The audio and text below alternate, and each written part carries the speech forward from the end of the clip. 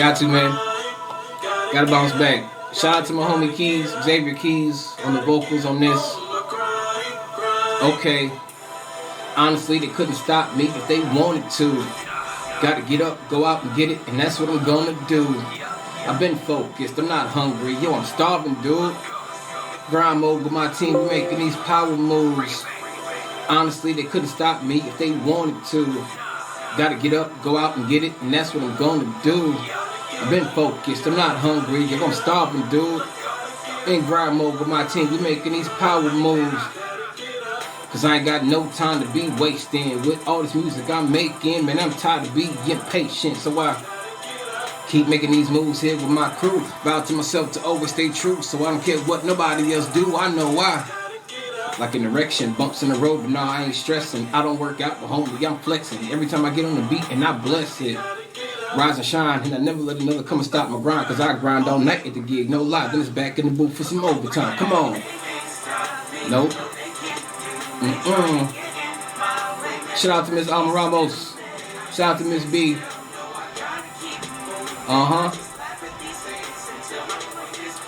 I said, hey. My mom told me to get them, so I don't care what y'all say. I just keep grinding. Yeah, I stay working, cause it's, you know, I said, that's right. In the lab with a pen and a pad, let's ride. Make it look so easy, don't it make y'all mad? One thing I know, one thing is certain. I can't stop, won't stop, cause me and my team stay working. One thing I know, one thing is certain. Can't stop, won't stop, on the grind, getting mine, I'm working. No sleep. Spit heat, killing these tracks, and I'm not gonna stop till I'm up on top where I'm supposed to be. Everywhere I go, I scream SP. We more than a crew, we a family. Working trying to get a couple Grammys, G, having sitting on top of the mantelpiece. Thank God. Go hard, they just mad cause I'm on my job. But where I'm from is to the ground to starve. Starving, I just can't do it. Not having it, unthinkable. So I turn in and stretch arms strong, and now I can reach the unreachable. Let's go. Hey, trying to. Yo, I said I can't sit still. I just laugh at y'all haters. Cause yeah, hey, mom's told me, so I don't. Let's go, I just keep. Yeah, I stay. Cause it's, you know, I said, that's right. In the lab with a pen and a pad, let's ride. Make it look so easy, don't it make you mad? One thing I know, one thing is certain. I can't stop, won't stop, cause me and my team stay working. One thing I know, one thing is certain. Can't stop, won't stop, on the grind, getting mine, I'm working. Don't ever let anybody tell you that you can't get what you want. Whatever you dreaming for, you get out there and you get it. You make it happen. Never mind the haters. Real spill. Cause all day, always, get them. Yes sir. I'm grinding. Stay working. Hey, I said that's right. In the lab with a pen and a pad, let's ride. Make it look so easy, don't it make you mad? One thing I know, one thing is certain. Can't stop, won't stop, cause me and my team stay working. One thing I know, one thing is certain.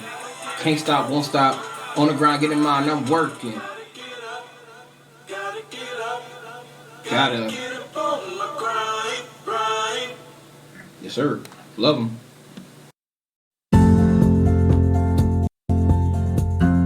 Rise and shine. Pour yourself a cup of coffee and tune in to Good Morning Aurora. News, weather, and really cool interviews. Monday through Friday from 8 to 9 a.m.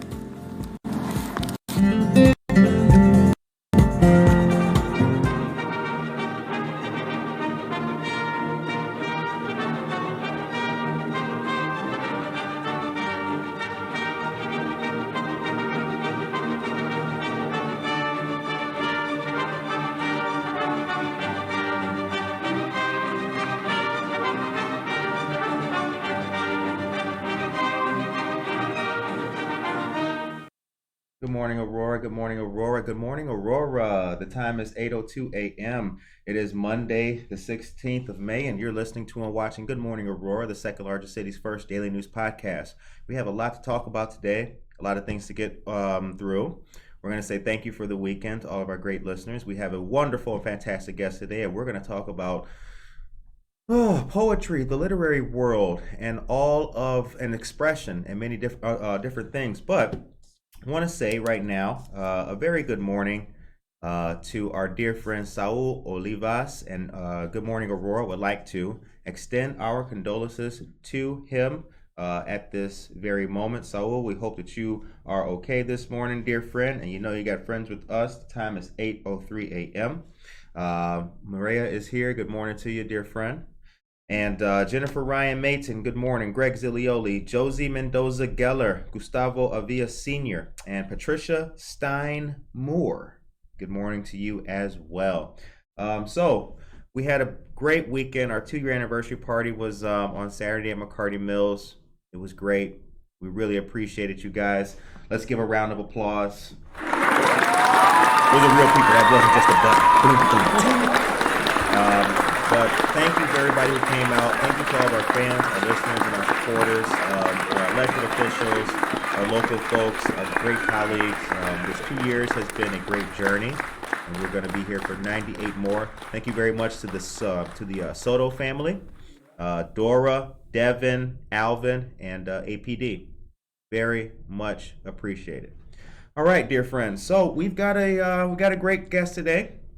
She is a poet. Great writer. She gives great advice too. Really good advice. Before the microphone came on, she was telling us some great things, and some of them will translate into new opportunities and interviews for us. That trail of superlatives leads to only one person, Karen Fullett Christensen. Good morning. Good morning. How are you? I'm doing good. How are you feeling? I'm doing well. Thanks. The birds are chirping. The tulips are in bloom. Right. So for those who are unfamiliar with you, I gave you a brief intro. Introduce yourself. I'm Karen Fullett Christensen. I've lived in Aurora for the last 23 years. Okay. I've been retired for the last just about 10 years, but for the last 2 years, I've been the city's poet laureate. All right. And so I was appointed by Mayor Irvin in January of 2020. And unfortunately, almost immediately after I was appointed, the pandemic arrived. Yeah. So that put a little bit of a monkey wrench in our plans. But I've been plugging away for the last 2.5 years to do everything I can to promote poetry in Aurora. And actually, I've had a great time doing it. Yeah. So, and if I'm not mistaken, you gave us, when you were appointed, you gave a speech at City Hall. Was that correct? 'Cause I believe I did watch the appointment when you did. Well, that was the most amazing experience. The city, because the city always does a great job, and I want to do a shout out to Clayton Muhammad, who is the world's best party organizer. They did a wonderful ceremony at Gwendolyn Brooks School over on the east side to install not only me, but also the 3 deputy laureates. So Fermina Ponce and Anthony Stanford and Quentin Johnson. So the 4 of us were installed, what I like to call the poetry posse. Okay, I like that. Yeah. Poetry posse. Yeah. But it was a wonderful ceremony. I had an opportunity to read some of my work. Michaela Halberkin, who's the executive director of the Aurora Public Library, made some remarks. Okay. Nick Thompson, whom you know, he read one of his poems. We had lots of balloons and cake and lots of friends. It was fun. All right. Fun, yeah. Sounds good. Christine Walker, good morning. Leo Zarco. Oh.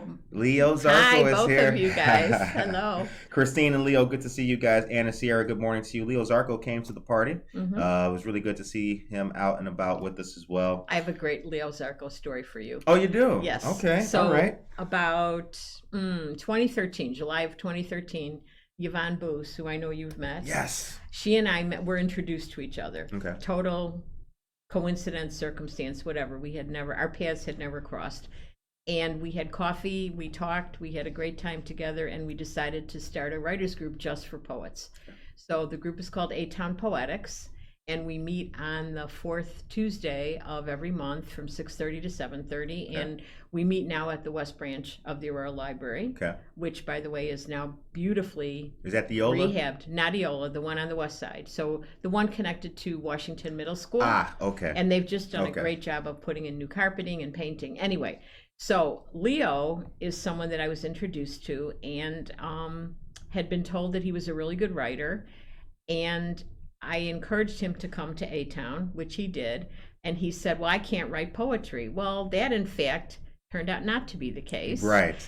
He writes really good poetry, and he writes really good love poetry, girls. Yeah. You know? If there's one thing that man can do is write he's some got poetry. really good Yeah. poetry. But it makes it's such a great anecdote in my mind, because so many people say to me, well, I can't write. And I'm like, yes, you can. You just have to do it. Right. Yeah. Yeah. Yeah. You have to find that passion within you. Mm-hmm. So we all can write. Mm-hmm. Some perhaps may write better than others, but if you have it inside you, got a story to tell. Writing is a fantastic way to get that story out.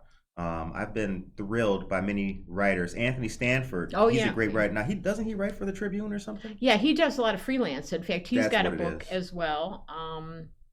And I'm not remembering the title. He'd be a good person for you to interview. But he's a really good writer, and he has written some of the poems that he's written that I've read reflect on his experience as a Vietnam vet. Okay. But he's a really good writer. You know, that's the thing that has been so excellent about being Poet Laureate, and I'm going to miss it when my tenure ends, which is going to be soon. I've had a chance to hear people's work, and I've had a chance to talk with kids. I've had a chance to work with kids, to do some workshops. It's in you, as you said. If you have a passion, actually, if you have a passion about anything, if you can put words down on paper, whether you show them to anyone or not, Right. just getting that out, getting your life experience out. And poetry is a great way to do it, because there are no rules. I had a conversation when I was first appointed as laureate. I called the Poet Laureate for the state of Illinois, because I'm like, oh, what do we do with this, right? A little advice. Yeah, exactly. Tell me what you did and where you've been and so on. And his name is Kevin Stein. He was a retired professor at Bradley University, and he spent a lot of time with me on the phone. But one of the things that he said is one of the reasons people are so intimidated by poetry is because we don't do a very good job of teaching it. And we make it scary, and we make it sound like it's some kind of secret, esoteric, mysterious sort of thing. Right. I was fortunate. I had teachers in high school who didn't present poetry that way. They made it very accessible, and they read my writing. I mean, they read my stuff, and That's a good feeling. It was a really good feeling. I did a workshop at the beginning of April. April's National Poetry Month, and I was invited by an 8th grade teacher, language arts teacher at Fred Rogers Magnet School. Okay. Her name is Laura Kruger, and Evelyn Moy, who is the Learning Resource Center director. We spent 2 hours with 8th graders doing poetry. And the teachers had done a great job of preparing the kids, and they did this really cool thing. They turned the Learning Resource Center into kind of a beatnik cafe. So they had little black tablecloths, and the teacher had gotten black berets for all the kids to wear, and we were doing kind of a poetry slam. Nice. But when they got up in front of the mic to read, I was just blown away. I mean, 8th graders. Right. I've been writing since I was in high school, 14. Which is a long time ago. I'm 71 now. Congratulations. But, yeah. Congratulations. Really. But I was, oh my God. The other great experience I had with kids, when my granddaughter was at my house because school was shut down for COVID, and we were doing Zoom remote learning, the teacher asked me, when Devorah was in 2nd grade, the teacher asked me if I would do a Zoom with the class. And I did. Right. And after I read my stuff, they did a Q&A with me. And one of the kids asked me the world's best question. He said, what does it feel like when you're writing? And I was like, oh my God, it's such a magical thing, and I can't really describe it. And that's what I would say to anybody. When you get into that zone, when you start putting your ideas and feelings and thoughts down on paper, something magical happens. Right.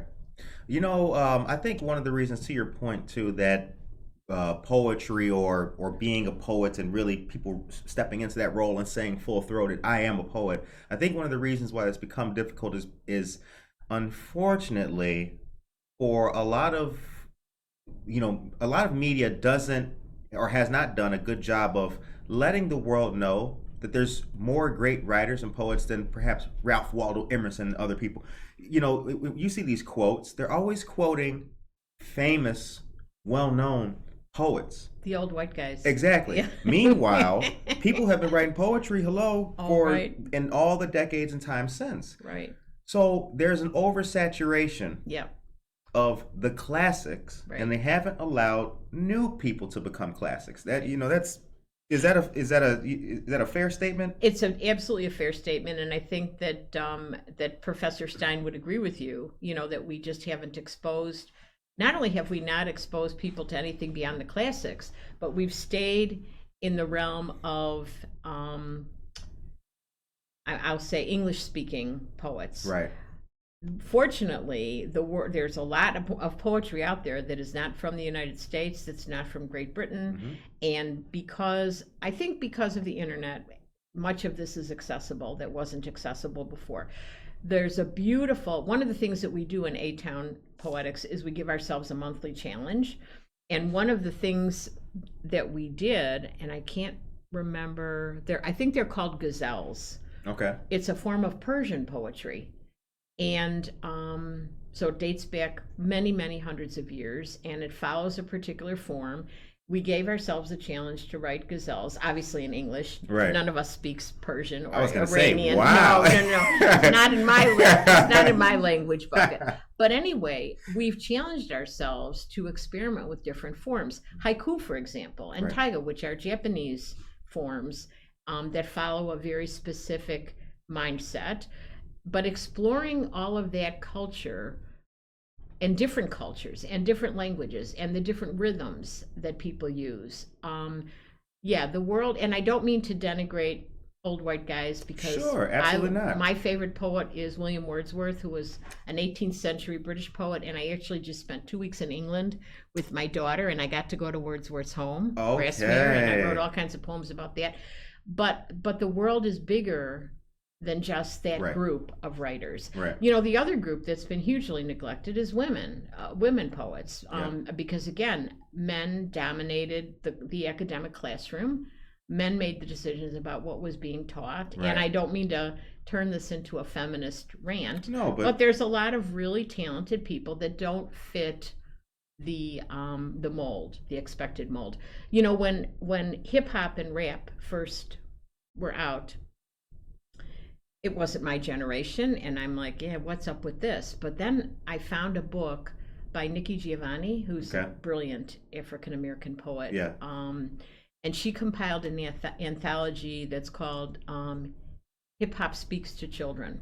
And it's a book that has a number of poems and then a CD that goes along with it. And she's even got Langston Hughes reading one of his poems, who obviously he's no longer alive. Yes, But- rest in peace, Langston Hughes. Absolutely.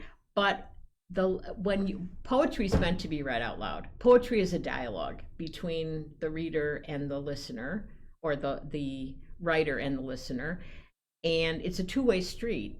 And when you hear people reading their poems, it gets you really excited. But the thing about hip hop is the rhythm. Yes. You know, the meter. And I think that's a great way to engage kids. You know, you think poetry is really boring? All right, well, let me read you some of the poems in this book. Yeah, rap has become an acronym over the years to stand for Rhythmic American Poetry. I didn't know that. Rhythmic American I love Poetry. that. Yeah, Okay, I did not know that. There's a great rapper. Unfortunately, his vocal cords were damaged in a car accident. The DOC, he came up with that Rhythmic American Poetry. Oh man. Yeah, so it's and again, rap, expression. It's just expression. Even when you hear, like for example, you're talking about, I think it was Persian poetry. I've read subtitles of like the Hebrew dialect and Arabic dialect. Mm-hmm. When you hear it, it is it's very stunning to you. Mm-hmm. It is beautiful. Mm-hmm. And that's drawing you, and then you can read the words. That's So right. there's always a way to be engaged and stay engaged and get a value out of what you're listening to. Yeah. The time is 8:17 a.m. Jasmine, happy Monday. Y'all stay blessed this week. Well, thank you very much, Jasmine. Much appreciated. So what was the first poem that you ever wrote? I probably wrote, okay, when I was in high school, which was in the 60s, the early 60s, there was a big folk music revival going on. Okay. And I had all my friends, myself included, we all learned to play acoustic guitar so we could be so hip and cool. Which we were not. Yeah. You're still hip and cool. I can't play guitar. I like to think so. Yeah, I like to think so. But anyway, we also were very entranced with the notion of writing our own music because of Bob Dylan and Joan Baez, and I'm mentioning people that you probably have no idea who I'm talking about. I know Bob Dylan. All right, okay. Mm-hmm. But anyway, we all thought we were great musicians. Well, my music was terrible, but my lyrics were pretty decent. Mm-hmm. And I was writing a lot about the anxiety and angst of being a teenager. I was actually, Vietnam was going on. So right. Even at that time, I was writing about Vietnam. In fact, I have a poem that I wrote, I probably wrote it in 1968 or 1969. So I would have been in college by then. And it's called Masters of War. And it was about the Vietnam War. My friends' brothers were all getting sent overseas. And so it was very much part of my life. And at that time, because we had encouraging teachers, I can't say enough about how lucky I was to have great English teachers in high school. They had us look at song lyrics and interpret them. They had us read our work in school. So I'm guessing probably the first poems that I wrote were about that kind of thing. Okay. I'm remembering also when my parents were a little bit reluctant about my going away to college. They both were college educated, but they had gone to community college in Chicago and then Roosevelt University. But I was the oldest, and they were, we don't know if we're ready for you to go to school. But anyway, I got it accepted at Northern Illinois University, which is where I went, and I wrote a poem which I set to music to my parents, and it was about this thing about I'm ready for the next chapter of my life, and I hope you understand this. Mm-hmm. And I found that it was easier for me to express those feelings to them in this poem set to music than to have a conversation. Right. And away you went. Yeah, good.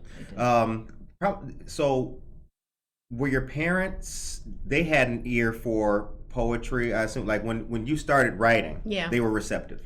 They weren't not receptive. Okay. I think they were actually more this is funny, they were more supportive of the guitar music than my writing per se. No, they in fact, no, they were very, very supportive. In fact, they were supportive of just about everything that I did. But I don't think poetry was particularly important to them.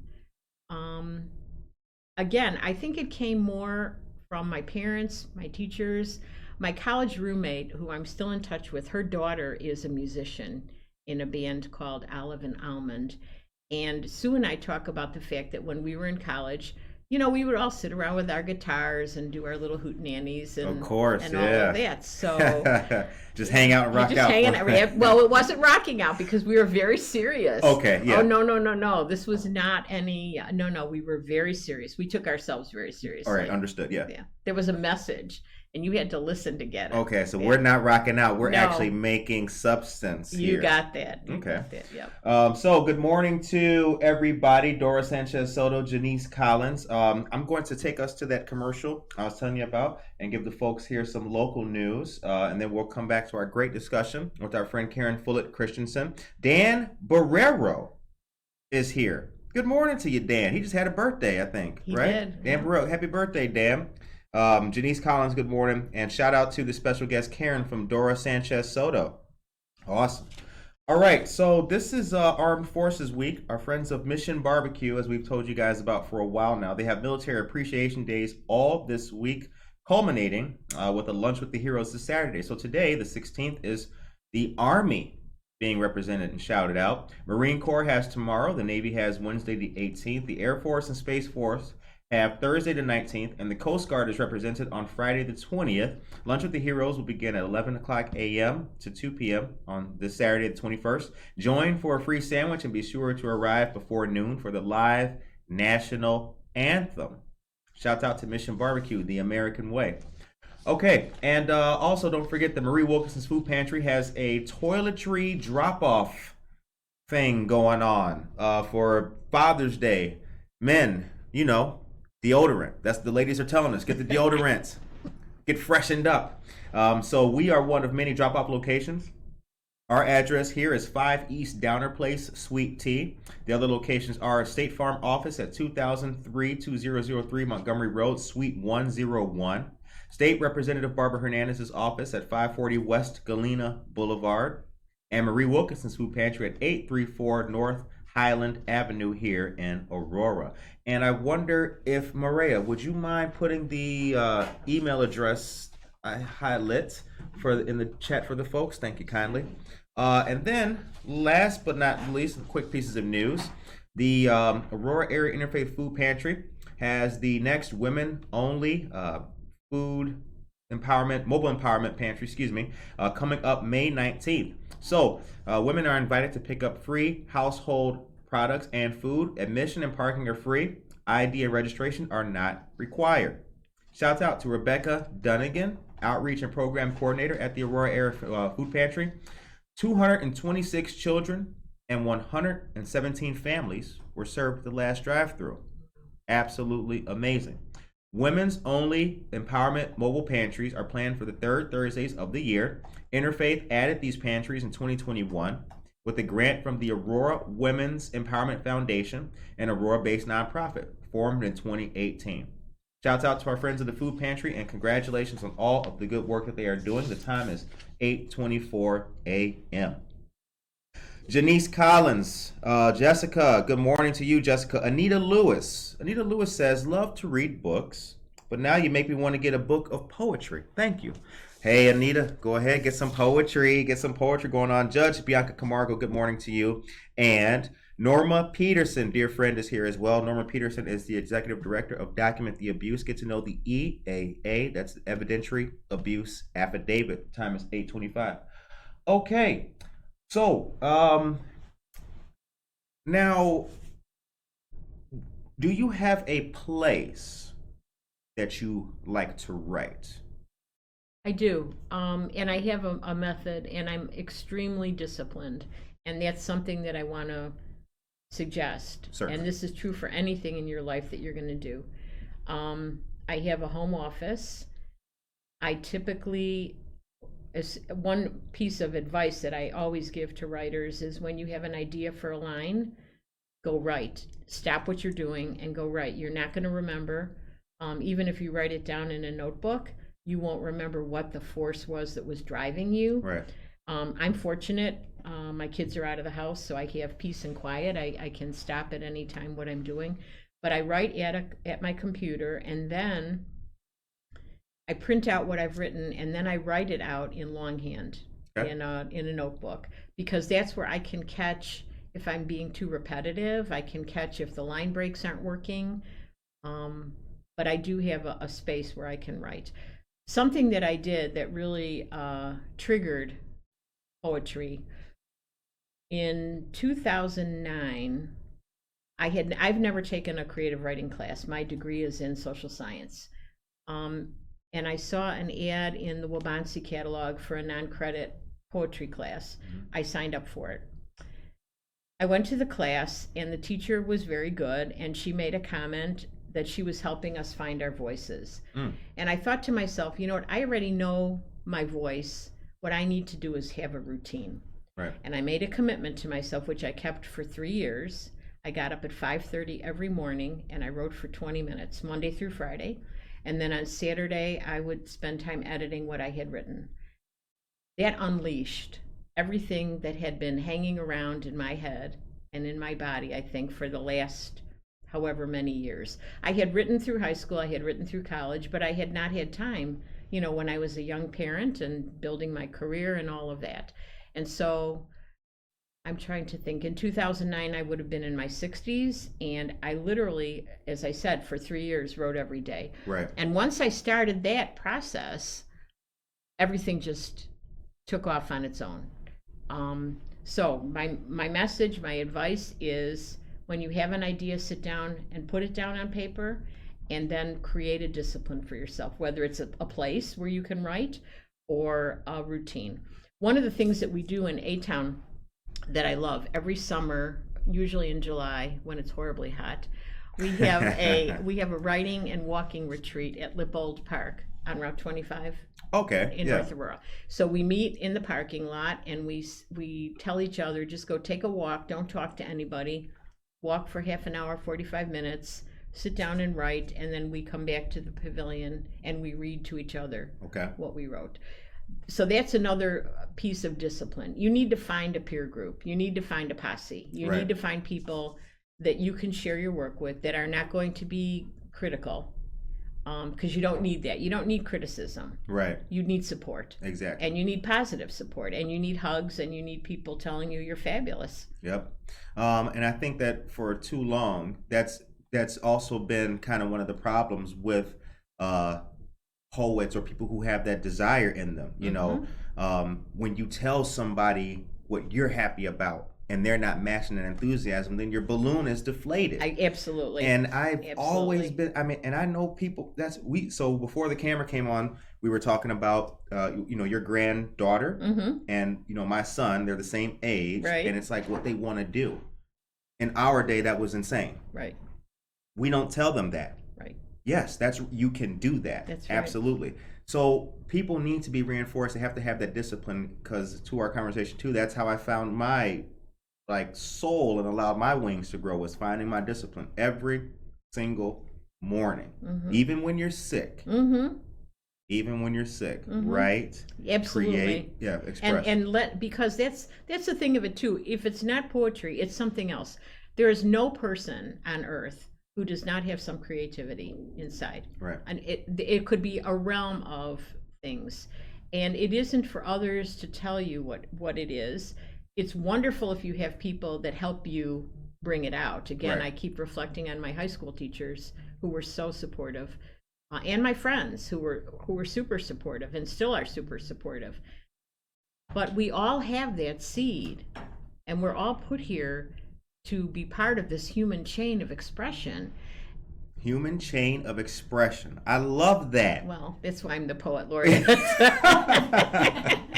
She's like, I knew you would, brother. No, right. No, but I'm serious about that idea, and it's all about, and that's one of the things I was so excited to go into classrooms in the last couple of years. I love what teachers are doing. In fact, I just got a Facebook message from a teacher at Oswego East High School who is a creative writing and spoken word teacher. I'm like, what? Really? There's such a thing as this in high school now? And he sent me a picture of his classroom, and it's totally decorated with positive sayings and all kinds of quirky games for the students. And I'm like, oh, I got to meet this guy. So hooray for teachers. And again, the teachers at the Fred Rogers Magnet School, Laura Kruger and Evelyn Moy, they're so creative. Right. This is, I think, a different world. I think people who are teachers now should be lauded and given kudos and appreciated, because there's so many challenges for them. Right. But for them to be enthusiastic and walk into a classroom and want to get the kids excited about words or math or science, whatever it is, right, that enthusiasm is infectious. Now, A-Town Poetics meets the fourth Tuesday of every month. Fourth Tuesday, okay. West Branch of the library. Anyone, any age, you're welcome to join us from 6:30 to 7:30. In April, I think it was April 26th, the library hosted an open mic. Okay. For poets, and there were about 20 people who showed up, which is great. Yeah. Great. Yeah. You know what? We got a great society of poets here. We do. This is a wonderful community, and I have to really compliment Mayor Irvin and Clayton for having been so supportive of, first of all, the idea of having a poet laureate is very unusual. Right. There are not very many cities in the U.S. who have created that position. You know about the trees that were planted on Arbor Day? Yes, right I saw outside that. the door. Yeah, across from SciTech. Right. Yep. So to make that kind of a statement, a public statement, to say that the arts really matter, Yeah. that's part of what makes Aurora a wonderful place. Absolutely, and the symbolism of planting trees. That was absolutely wonderful. Yeah. So I see that you have some poetry. Oh, I do, but I want to recommend some books to the person who had looked for books. Absolutely. I just recently read 2 novels that are written in verse, and they were recommended by friends of mine who are in a book club. One of them is called Punching the Air. Punching the Air. And the other one is called Angel and Hannah. Angel and Hannah. Yeah. And Maria, you could put those titles in the chat, please. Thank you kindly. Yeah. They're both they're not appropriate for kids. They're definitely, I would say, high school. Okay, high school is okay, but not younger kids. And the other book, if you can put in the chat, is Hip Hop Speaks to Children, and it's edited by Nikki Giovanni. Wonderful. Yeah, those would be my recommendations. Yeah, let me read. You know what I wanted to do? I wanted to read a poem that I wrote, because my job as laureate is to write for city occasions. Okay. I mean, that's poet laureates are a creation, I think, of the 13th century, and it was kings who brought in poets so they could sing their praises. I mean, that was the idea of the laureate, right? Of course, yes. Right. Oh, Henry. Exactly, right. You're so cool, even though you've beheaded 6 of your wives. But anyway, Right. Yeah, right. Exactly right. But the pleasure that I've had in writing for the city is it's a different kind of poetry than what I typically write. But I wanted to read a poem that I wrote for Martin Luther King's birthday this year, and that I shared with the students at Fred Rogers. Okay. It's called Make Your Choice. What would Dr. King do? Every second of every minute of every hour of every day, you make your choice. What animates you? What inspires you? What slaps you up the side of your head? What spark sits within you, lighting your heart, propelling your actions? Have you considered or contemplated your space in the world? Your purpose is what enlivens your dreams, if you dare to dream them. Your gifts were bestowed with grave intention. If you show your worth, take your seat at the table, share your hope, know the power is yours. Make your choice. That's an absolutely fantastic poem. Absolutely fantastic. Yes. One of the other things I wanted to tell you about is I'm on the board of directors for Laureate Town, which is the property owners. Okay. And for the last several years, the board has been very gracious in helping to sponsor an event with A Town Poetics during National Poetry Month, during April. Okay. So we do a call out for work. I set the theme, and this year it was Rebirth. And we have poets submit their work, and then we put them up in windows of downtown businesses. You probably saw those. Oh, yes. So the theme this year was Rebirth. And let me see if I can find, do I have time to read another poem? Absolutely. Yes, Let me see if I do. can find the one that I wrote for that. Thank you for the book recommendations in the chat from Maria. Oh, and people, but before I read this poem, everybody needs to check out the Aurora Poet Laureate Facebook page. I post, and I've done this since January of 2020, every morning I post a poem by a local writer. Okay. And there's lots and lots of them, and they're fabulous. We will. So after the show, I'll share that Good. page Okay. so that Excellent. folks can follow and like that. Okay. All good. right. And people are welcome to send me poems. Again, as long as I'm the laureate, I will continue to post. Can you put my email address in the chat? It's kfc16@sbcglobal.net. So anybody who has a poem, no matter how old you are, I don't censor anything that's on the Facebook page. So open your heart and send me your work, and I'll post it. Absolutely wonderful. Okay, so this poem is called Rebirth. I want to believe in the possible, infinite rebirth, not just recycling, but continuous and continual reinvention, reimagining, remaining open, paying attention, all the cliches that are only cliches because they are true, melding the pieces of who I am with who and what I might become. If only I dance with the universe, singing to stars, shedding dead skin, worshiping all possibility. That's very well written. I love that. Thank you. I like that. I like Thank that you. a lot. So story for you with Rebirth. We were highlighting that there was poetry in the different downtown windows. We had a goose who was in one of the pylons out there, Okay. wherever the dirt is, right in front of our in the building, right in front of the building. It was nesting. Now you know geese. I do. One cannot get close to geese. They will Not when they're nesting. Exactly. No, yeah. And she was there and nested the whole time. I was very proud of that we were able, and every day we'd walk past and it was all right. And she's nesting. And the last day that Monica, who since got her master's degree, on her last day as an intern, the goose left. Then we saw her with her goslings. Right. Rebirth. Oh yeah. Oh, I Right? love it. Oh, I mean, I'm getting goosebumps from Right? this story. You can't really, No. But I knew it was special when I saw that goose there. Well, I so knew it. there are no coincidences. Right. I mean, you've probably figured this out. You're old enough to Yeah. know. Oh yeah. Things yeah. come into your life for a reason. Geese cross your path for a reason. Yeah. If you open up your eyes, and I think that's what artists and poets do, and writers and musicians, they help us see the world.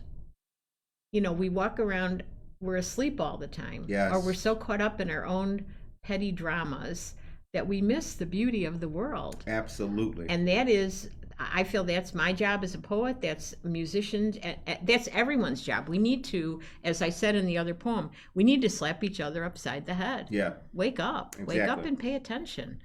So I have a question. This is more of an opinion and a feeling. See what you think about it.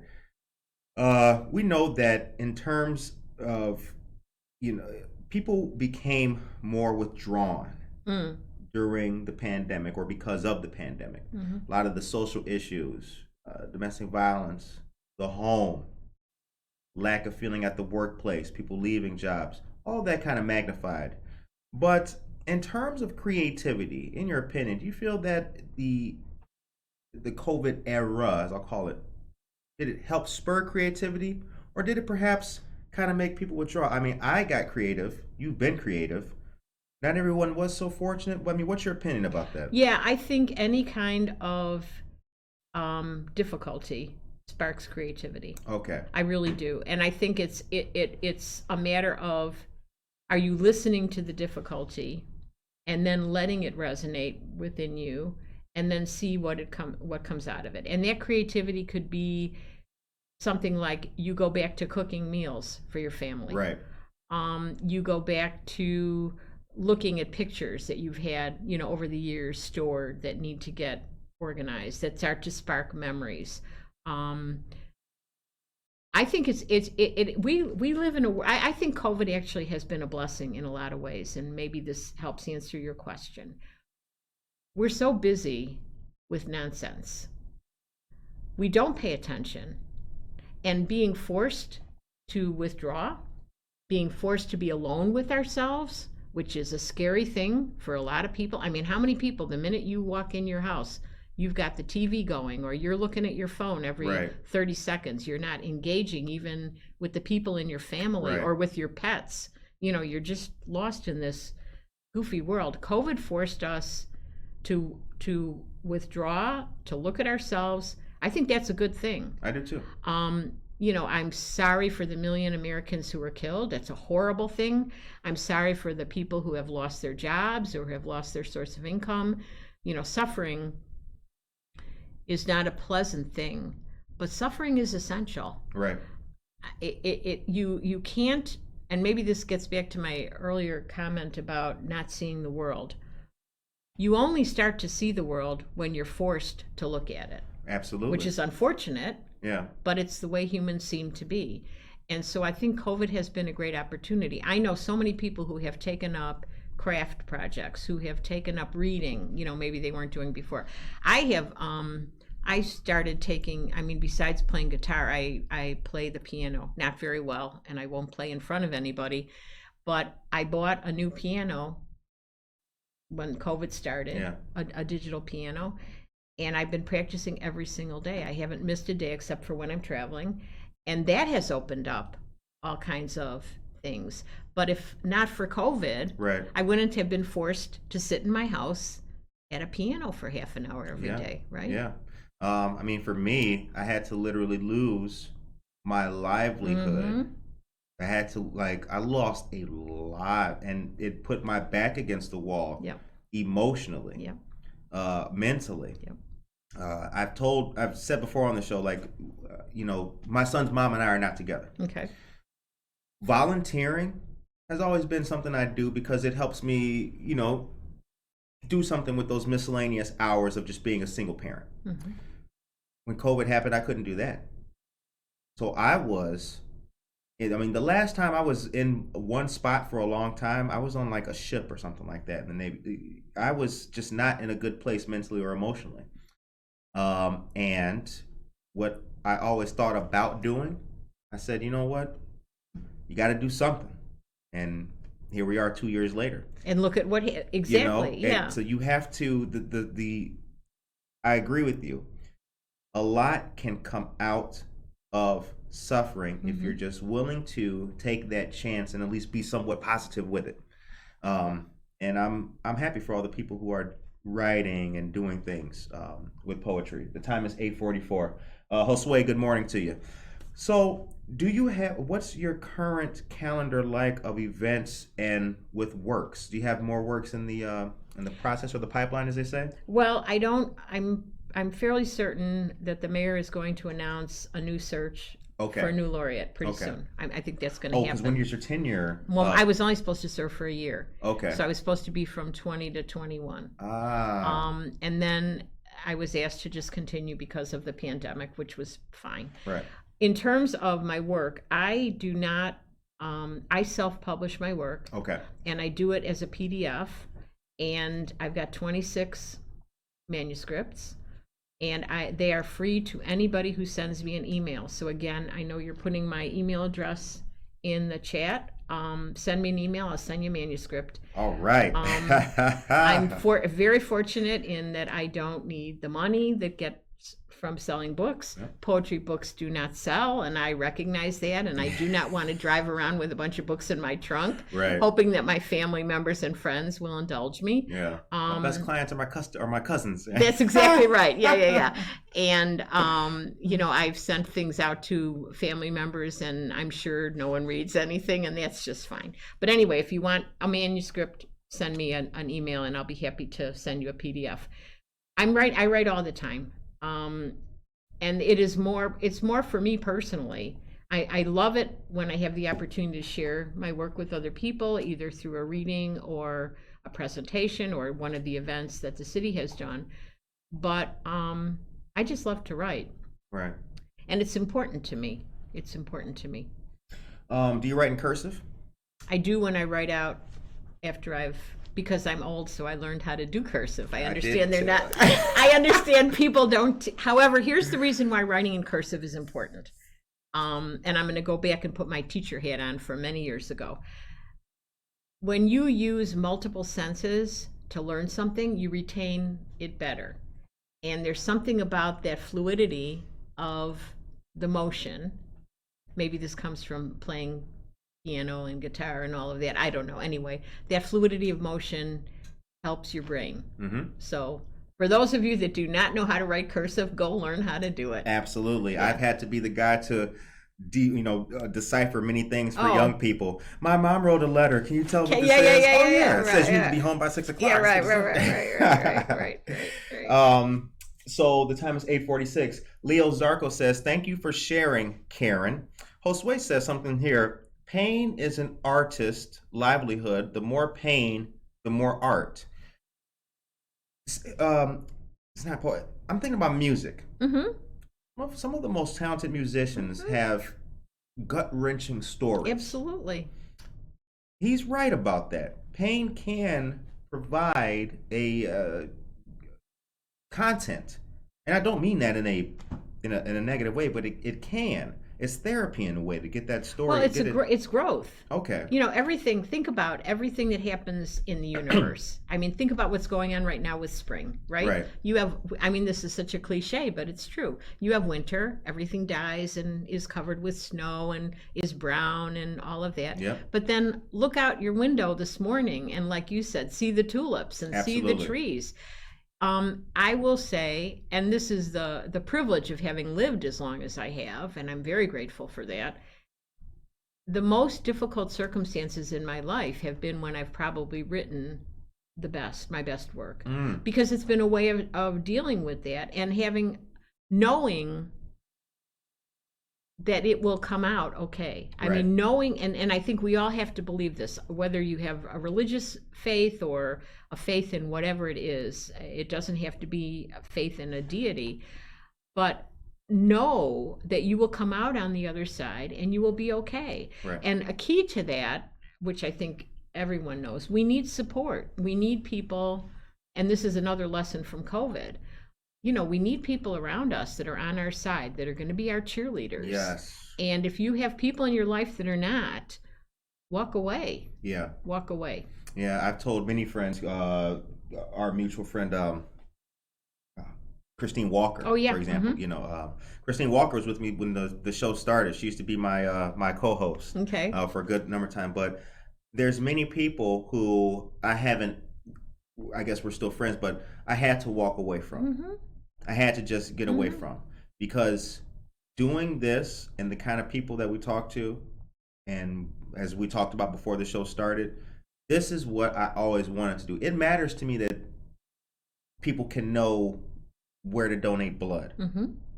It's important to me that health services for women are able to, people can hear about that. And I had other friends who were just like, why are you talking about mammograms? Like what? And it's like, if you can't see it, then I'll holler at you later. Well, not only that, but you're doing a critical thing for your own mental health, which is being plugged into a community. Yeah. Like when you start caring about other people and caring about what's going on, your own problems fade into the background.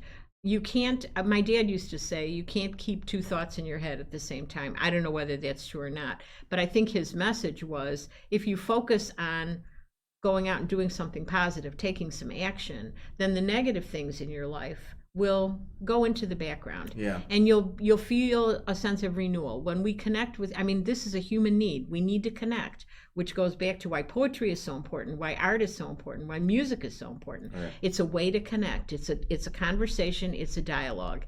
And if I tell you my most vulnerable feelings, then you're going to feel that you can share the same with me. And now we've made this very magical connection of humans. Right. Which is what we're meant to do. Absolutely.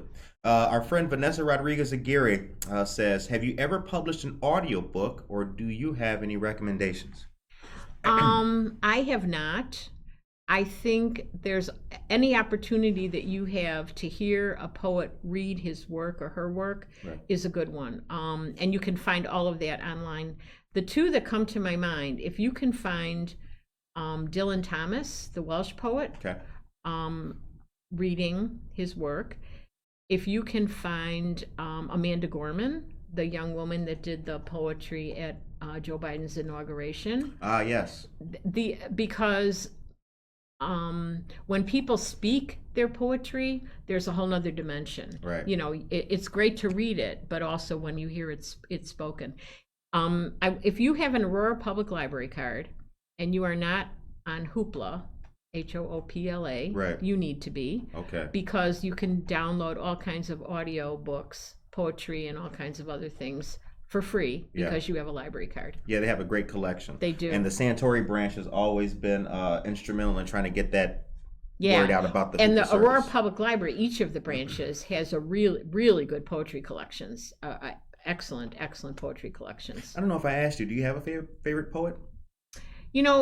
I have so many. William Wordsworth is on my mind because of my trip to England. Right. But Sylvia Plath and Adrienne Rich and Billy Collins, who I was so fortunate. Were you around when we did the Midwest Literary Festival in the early 2000s? No, I was not. All right. Well, anyway, that was a very cool thing that lasted for a couple of years. But Billy Collins, who at the time had just finished his tenure as the U.S. Poet Laureate, was here and spoke, and he was amazing. One of the reasons I love him is he writes about everyday stuff. It's not esoteric. It's not hard to figure out what he's writing about. Right. I think sometimes that kind of poetry can be off-putting, although it's beautiful. But it can be, if you're having to spend a whole lot of time trying to figure out what someone's writing about, that might discourage you from pursuing it. Yeah.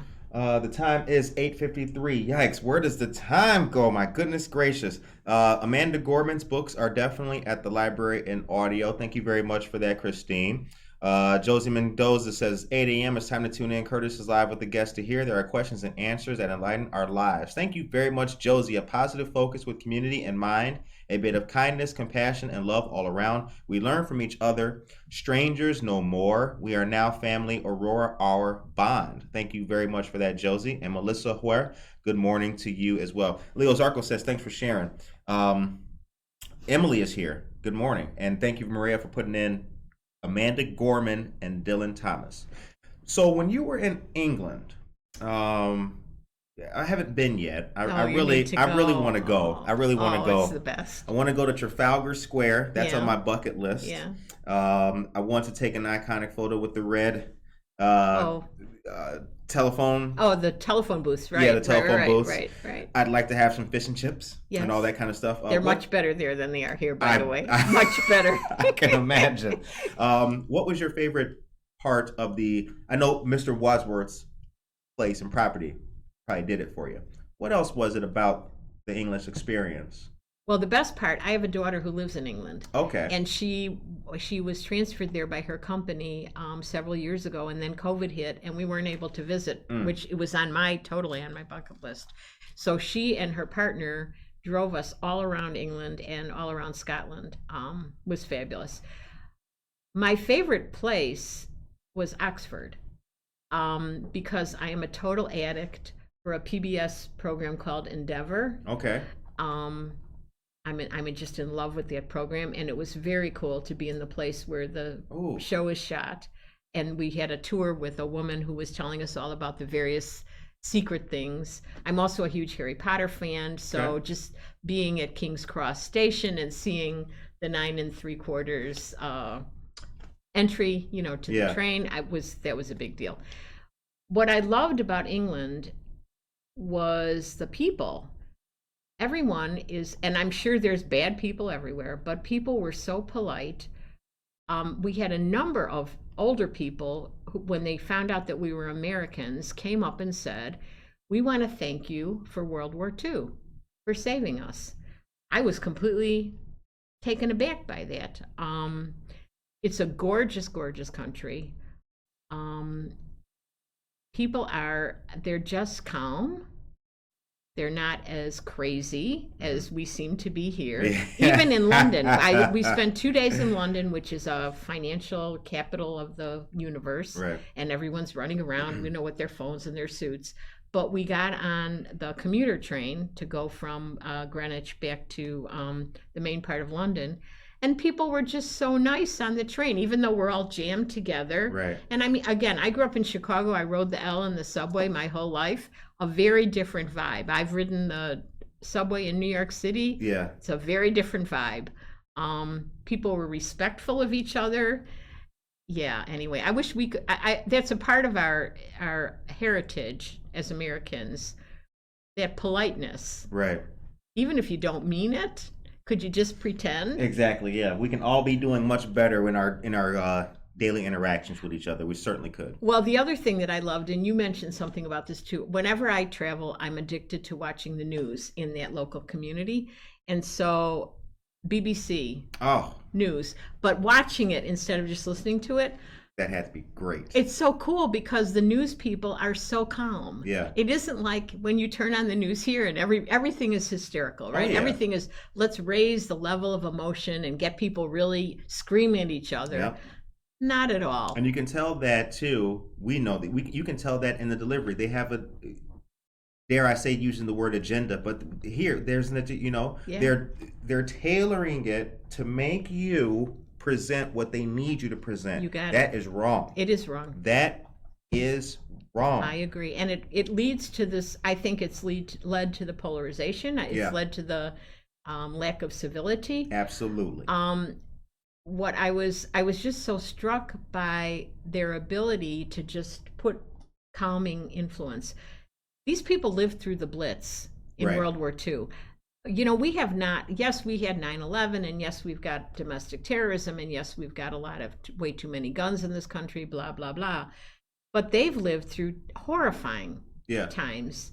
They're much more mature than we are. Right. And maybe that's really what comes through. Yeah, Americans have not lived through day and night German air raids. That's exactly right. That's exactly right. Destroying the field museum. Destroying the soldier field. Well, what's going on in Ukraine? Exactly. The same exact thing. Exactly. And when you listen to interviews with people in Ukraine, of course they're upset and they're crying and they're devastated. But there's a level of maturity even there for these people that are really experiencing horrific suffering. Right. I don't know.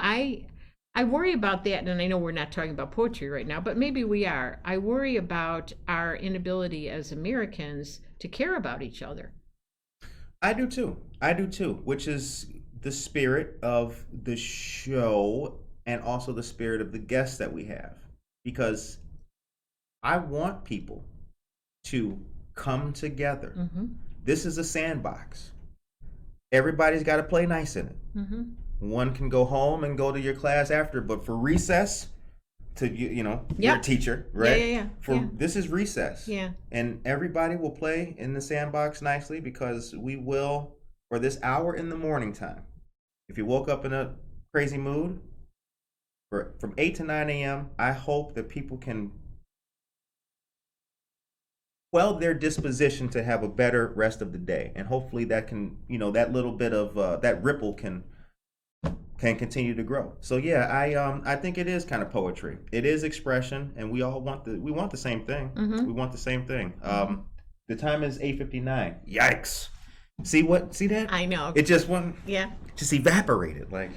Okay, so Emily, our dear friend of Zenloft, says, good morning. Hi, Karen. Emily Bowe, good to see you. Dan Barrero, when it's 9 a.m. and we're out of time, the show will still be on my mind. There's an ongoing poem in the chat. You guys can add to that if you want to. Really. So it's 9 o'clock. Thank you very much. Oh, thank you. This was an absolutely fantastic episode getting to know you. We'll be sure to share the page. A-Town Poetics. Thank you. And let it be known. When is your tenure officially up? Any minute. Any minute. Okay, because it's actually overdue. That's up to Mayor Irvin. Right. Okay. Yeah, that's up to Mayor Irvin. I think Christine Walker said you could be our poet laureate emeritus. Right. So something to think about. Yeah, right. The show ends on a positive note. What is your message today to the people of Aurora? Go out and love each other. Okay. Simple. Yeah. Good message. Yeah. Well, we hope that you guys all enjoyed this morning's show. I want to say thank you again to everybody who came out to support the show over the weekend. And even if you didn't make it out, you were there in spirit. Thank you to the Soto family. Thank you very much to Sergeant Carter of APD. And thank you to everybody who came and all of our listeners and our great guests like Karen Fullett Christensen here. Thank you. Take care of yourself and each other.